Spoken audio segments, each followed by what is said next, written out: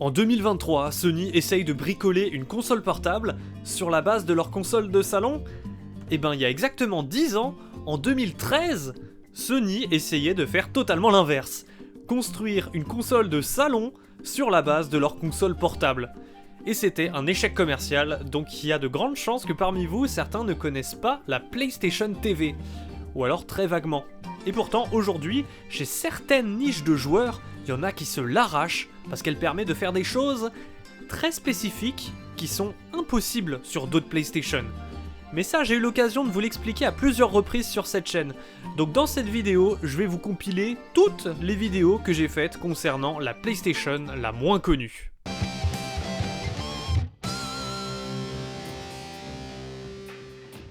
Si vous êtes un habitué de ma chaîne, j'espère que j'ai pas besoin de vous redire que la PS Vita c'est une console sous-cotée et que même aujourd'hui, pour une console portable sortie il y a 10 ans, elle se défend encore super bien face à la Switch. Dans cette vidéo, je vais vous parler de la dernière version de la PS Vita à être sortie, la PlayStation TV. Et au Japon, ça s'appelait la PlayStation Vita TV. C'est exactement ce que ça a l'air d'être. Une PlayStation Vita qui se branche sur une télé. Mais il y a des choses intéressantes à dire. On va passer en revue toutes ses particularités. Et surtout, pourquoi Sony a inventé ça ? Je vais vous la déballer en direct. Trouvez-moi un autre youtubeur français qui déballe de la Vita en 2022. Je l'ai négociée à 65€ sur Le Bon Coin, et à son lancement en 2014 en France, elle était vendue 100€ tout rond. Mais vu que tout le monde s'en branlait, il y avait moyen de tomber en magasin sur des prix de déstockage autour de 50€. Dans la boîte, il y a du papier, un câble HDMI, une alimentation, une sorte de boîte de jeu avec un code déjà expiré pour télécharger 3 jeux de mort, Oli Oli, Worms et Velocity Ultra. Et il y a la bête. Imaginez la PS Vita, sans écran, sans bouton, sans batterie, ça fait ce tout petit truc. Je crois que c'est ma console la plus petite, si on compte pas les consoles portables comme la Game Boy Micro et le Game & Watch. Il y a un port cartouche pour mettre des jeux Vita, c'est cool que ça soit pas 100% des maths. Un port Ethernet pour un meilleur réseau, ils ont pas attendu une version OLED pour y penser. Il y a un port pour carte mémoire Vita, vous savez celle qui coûte cher. Il y a le bouton ON et un port USB pour recharger et associer une manette PlayStation. Ça fonctionne comme sur toutes les consoles PlayStation de salon. Et c'est compatible avec la DualShock 4, mais aussi avec la DualShock 3. Ça c'est marrant, c'est l'occasion de ressortir sa manette PS3 qui prend la poussière. Et vu que graphiquement la Vita c'est un peu comme la PS3, t'aurais presque l'impression de jouer à une PS3 ultra slim. Mais en vrai, pourquoi t'irais te torturer à jouer avec une DualShock 3 quand tu peux prendre la DualShock 4 bien plus ergonomique ? Vous aurez donc constaté que la console est vendue sans manette. Faut déjà en avoir une. Imaginez un peu comme c'est un produit chiant à expliquer quand t'es vendeur en magasin pour le grand public. Tu m'étonnes que les stocks s'écoulaient pas. Les gens savaient juste pas ce que c'était. D'ailleurs, ça sert à quoi ?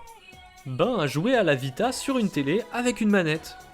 Bon, déjà dans l'idée c'est cool, mais c'est pas compatible avec tous les jeux. Et oui, beaucoup de titres, surtout au début de vie de la console, utilisaient l'écran tactile, le pavé tactile arrière, parfois même la caméra, des choses que tu simules pas avec une DualShock 3. Donc plutôt que ça soit injouable, ces jeux-là sont juste impossibles à lancer. Il y a la liste des jeux compatibles trouvables facilement sur Google si ça vous intéresse. Je dirais que la moitié de mes jeux ne marchent pas. Mais les plus importants qui me restent, genre les RPG comme Persona, eSuite ou Trails of Cold Steel, eux ils se lancent donc ça me va. Mais une PS Vita, c'est pas seulement ça. Tu peux jouer à des jeux PSP en démat sur ta télé, et même à des jeux PS1. La PS TV brille peut-être pas pour ses performances modernes, mais niveau jeu rétro, il y a de quoi faire. Les mauvaises langues diront autant se prendre un Raspberry Pi qui peut facilement faire tourner de la PS1, de la PSP et plus encore, mais c'est pas le sujet. Là, on parle d'un produit officiel PlayStation. C'est pour ça que c'est drôle. Mais si en Occident ils ont retiré le nom Vita de la console, c'est parce qu'elle a une autre fonction. Tu peux jouer à ta PS4 à distance dessus. En fait, sur une Vita portable, tu pouvais déjà le faire. Ça permettait d'éteindre la télé et continuer ta partie sur un petit écran transportable. Exactement comme la Wii U en fait. Mais alors, ça sert à quoi de streamer une console de salon sur une autre console de salon ? Ben pas à grand chose, ça doit concerner 9 personnes dans le monde, et pourtant Sony s'est dit ouais, ça va être ça, notre axe de com. La grande télé déjà prise ? Branchez votre PS TV sur une autre télé de la maison et jouez à votre PS4 dans une autre pièce sans avoir à débrancher tous les câbles. À une époque où les répéteurs Wi-Fi devenaient à la mode, Sony a inventé le répéteur PlayStation. Ça faisait cher le luxe de pas avoir à débrancher ses câbles. Et c'est même pas un luxe en fait. La PS TV se connecte à ta PS4 via ta box internet, mais ça provoque une latence quand tu joues. On s'y fait un peu, mais c'est pas instant. Je sentais beaucoup moins de lag quand je testais le streaming sur le PS Now par exemple. C'est très facile à connecter si t'es sur la même Wi-Fi. C'est marrant de voir l'écran de sa PS4 apparaître sur une autre télé. Mais voir le menu de la console en 30 fps, ça fait mal. En fait, dans les options, par défaut, c'est en 30. Mais tu peux le modifier pour passer à 60 fps, si t'estimes que t'as une très bonne connexion internet. Ça stream en 720p, pas plus. Il y a de l'input lag, des artefacts visuels quand tu bouges la caméra. Non, c'est vraiment une solution de clochard, même avec la fibre. Par contre, j'ai trouvé ça cool que les vibrations fonctionnent sur la manette, même en streaming. Mais c'est quand même pourri comme idée, achetez-vous une PS TV pour tout, sauf streamer votre PS4. Alors, est-ce que c'est cool de jouer à la Vita avec une manette sur un grand écran ? Bah franchement, ouais, grave ! Déjà, si tu fais des let's play, c'est grave pratique pour filmer, mais même pour un joueur lambda qui veut plus de confort, c'est très sympa, notamment si t'as déjà une Vita normale. En fait, c'est comme la Switch. Dehors, tu joues sur ta console portable, quand t'arrives chez toi, tu mets tes sauvegardes sur le cloud, tu les synchronises avec ta PS TV, et tu peux continuer ta partie sur la télé, exactement comme ceux qui ont une Switch Lite et une Switch normale. Avec le même défaut, c'est qu'il faut l'abonnement online pour mettre ses sauvegardes sur le cloud. Avec la Vita, je crois qu'il y a moyen de passer par un PC ou une PS3 pour copier ses sauvegardes, mais j'avais vraiment la flemme de tester, le cloud PS Plus c'était beaucoup plus pratique. En fin de compte, cette console est originale, et le cross-save avec la Vita est cool. Après, je vous rappelle que les jeux qui exploitaient vraiment les capacités tactiles de la Vita sont pas compatibles. Et les jeux plus basiques qui étaient jouables qu'avec les boutons, sont souvent trouvables directement sur PS4 dans des versions bien plus belles et moins chères. Donc en fait, t'as mieux fait de juste jouer sur PS4. Mais sur PS4, tu peux pas jouer aux jeux PSP ou PS1. Donc c'est vrai, c'est pas rien. Si tu prends la PS TV comme une simple console de jeux vidéo en faisant abstraction de tout ce qui existe à côté, elle est franchement bien. Parce qu'il y a plein de jeux excellents à faire dessus, entre la Vita, la PSP et la PS1. Ajoute à ça qu'il y a des communautés actives sur internet pour t'expliquer comment la craquer, et tu peux te télécharger un paquet d'émulateurs, de jeux gratos, et en plus patcher. Certains jeux Vita tournent mieux sur une console craquée, et d'autres ont même été traduits en français par les fans, comme Persona 4 Golden par exemple. Pour tout ce que fait cette console, tu trouveras toujours de meilleures alternatives ailleurs, c'est vrai. Mais elle a quand même un charme, elle est originale, il y a des features rigolotes, et je me suis amusé dessus. Donc je suis content de pouvoir la compter dans ma collection Vita. Mais je la conseillerais qu'aux passionnés. Mais si je devais quand même essayer de la vendre au commun des gamers, voici ce que je dirais.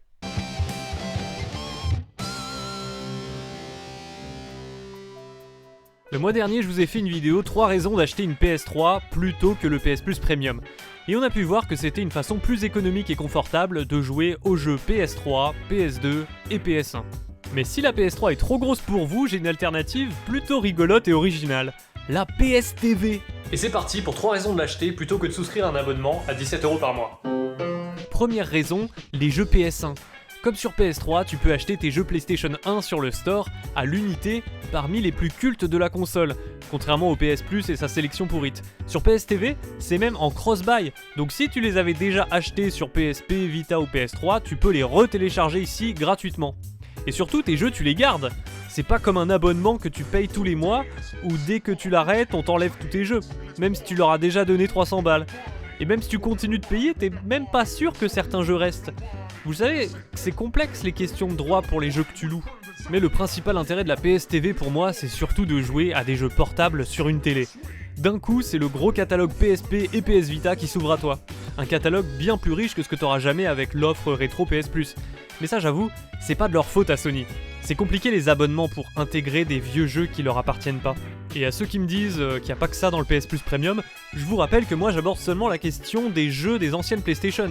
Et que si c'est pas ce qui vous intéresse, il y a d'autres formules d'abonnement PS Plus moins chères sans les jeux rétro. Parce que oui, pour simplifier leur offre, ils ont pondu 4 abonnements différents. Mais c'est pas tous leurs abonnements que je critique, c'est seulement le Premium. Bien sûr, c'est mon opinion, donc c'est la vérité. Et puis, c'est nouveau que Sony se réintéresse à leur patrimoine. Moi, j'étais choqué qu'il n'y ait plus les PS1 classiques sur le store quand j'ai chopé ma PS4 au lancement. Je pensais que ça finirait par revenir, mais pas comme ça, après toutes ces années. Donc la PS TV, c'était la seule façon officielle de rejouer au classique PS1 jusqu'à encore 2022. Oui, j'exclus la PlayStation Mini. Mais aussi de jouer à la PSP et la Vita sur un grand écran. Parmi vous, je suis certain qu'il y a des joueurs qui ont bien zoné la PS2 et la PS3, mais qui sont totalement passés à côté de cette autre facette de PlayStation parce que c'était sur portable, et que ça avait l'air moins bien que des jeux salon.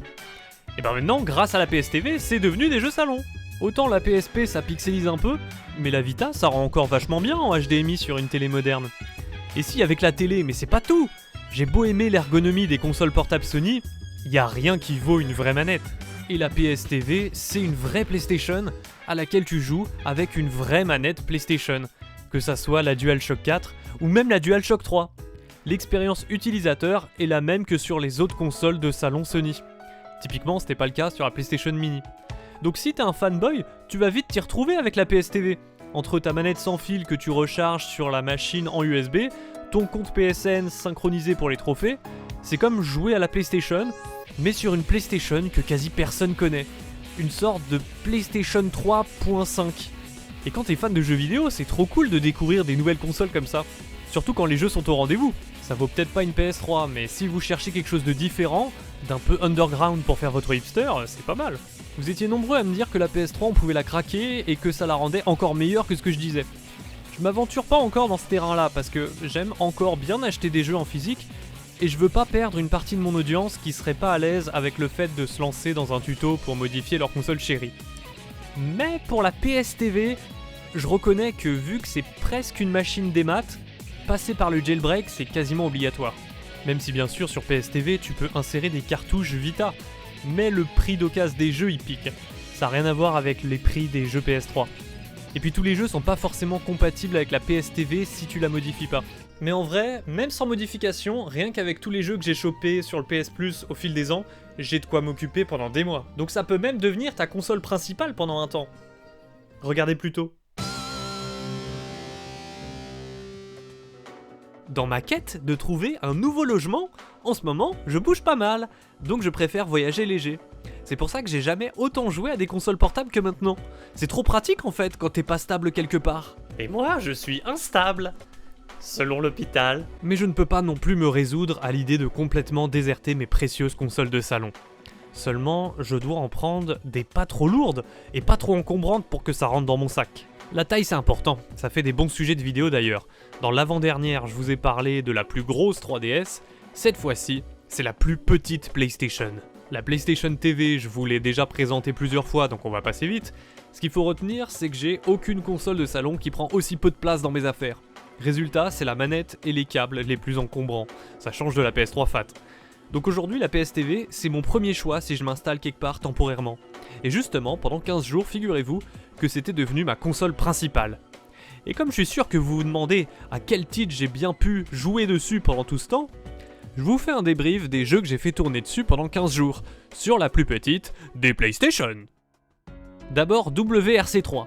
Je l'ai trouvé récemment dans un cache à 5€, et franchement dans les caches, t'es content quand tu tombes sur autre chose qu'un jeu Lego ou FIFA au rayon Vita.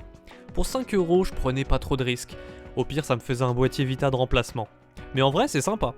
J'aime bien les jeux de course, et là ça m'a rappelé Sega Rally. Le gameplay est plutôt agréable après quelques minutes d'entraînement.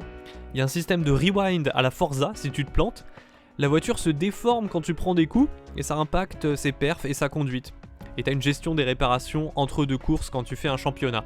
D'ailleurs, les championnats c'est sympa. Ça s'enchaîne bien, t'as plein de tracés, et c'est parfait pour écouter un podcast en même temps. C'est ce que je faisais. D'ailleurs, j'écoutais un documentaire d'Arte sur l'histoire de l'esclavage pendant que j'y jouais. Donc maintenant, quand je vois du gameplay, je pense qu'aux esclaves. WRC3, je dis pas que c'est une tuerie. Les tracés se répètent beaucoup par nature dans le rallye, mais pour un petit jeu en physique à 5 balles, je suis très content. Parce que, est-ce bien nécessaire de le rappeler, la PS TV lit les cartouches PS Vita. Enfin pas toutes. Celles qui exploitent l'écran tactile et le gyroscope comme Rayman Legends, c'est mort. Mais Rayman Origins, lui en revanche, est compatible. Et on va en parler.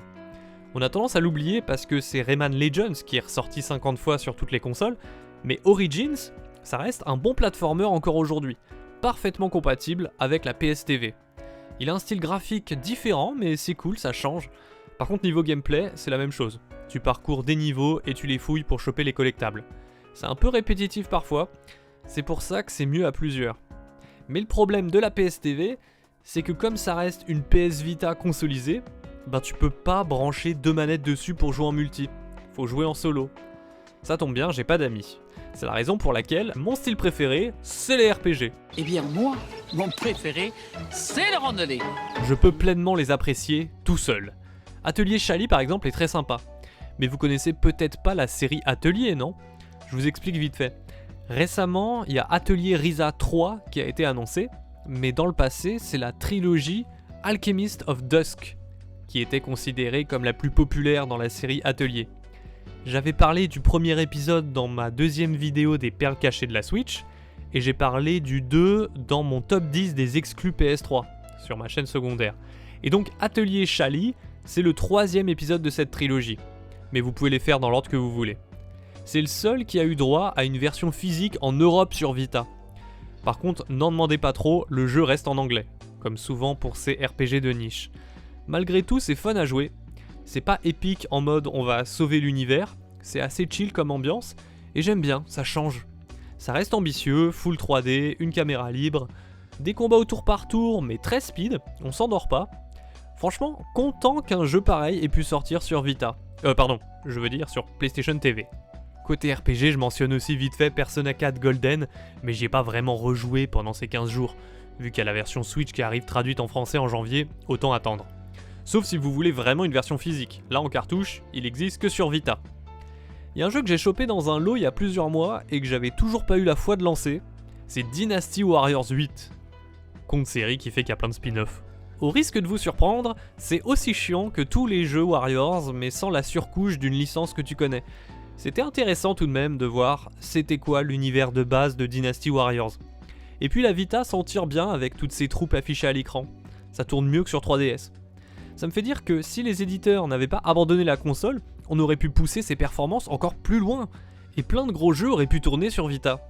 Après je dis pas que Dynasty Warriors 8 est un gros jeu, on sent qu'il y a moins de budget que dans un Hyrule Warriors, les cinématiques sont beaucoup plus sommaires, mais niveau gameplay on s'y retrouve. C'est les mêmes sensations d'ennui à courir dans des grandes zones pour sortir les mêmes combos en boucle contre des milliers d'ennemis plantés devant toi, immobiles, à attendre de se faire chahuter. Inintéressant au possible. Next. Hohokum. À chaque fois que je me relance dans la Vita ou la PS TV, je passe en revue la bibliothèque de jeux de mon compte. C'est qu'en ayant été abonné au PS Plus aussi longtemps avec ma PS4, j'ai accumulé des tonnes de jeux en cross-buy que j'ai jamais lancés. Donc parfois je me prends un jeu au hasard dans ma liste et je teste. Alors quelle ne fut pas ma surprise de voir que Santa Monica a participé à son développement. Vous savez, ce studio qui sort une série de jeux un peu différente visuellement. Hohokum, c'est très bizarre comme jeu. Il n'y a pas vraiment de but dans les niveaux que tu visites. C'est plus une expérience atmosphérique, relaxante. Tu contrôles des spermatozoïdes lumineux qui interagissent avec l'environnement en rajoutant par exemple des touches de couleurs ou des couches sonores à la bande son. Si tu cherches ce qu'il faut faire dans chaque niveau, tu vas péter un câble à tourner en rond constamment, mais c'est pas le but, il y a d'ailleurs pas de but à proprement parler ici, à part chiller et tester des interactions au hasard. C'est pas à faire dans tous les moods, mais si t'es d'humeur à méditer une nuit de pleine lune, ça va peut-être te transporter quelque part. Pour la diversité du jeu vidéo, je suis content que ça existe des expériences comme ça. Et je suis sûr qu'un paquet de gens parmi vous trouveraient ça très satisfaisant manette en main. Franchement, testez si vous l'avez sur votre compte. Fallen Legion. Lui non plus je connaissais pas. Lui aussi il était dans ma bibliothèque, et comme on aurait dit un RPG sur l'image, je l'ai téléchargé. Et surprise, c'était bien un RPG. Mais il n'y a pas d'exploration, chaque zone c'est juste des combats à la suite.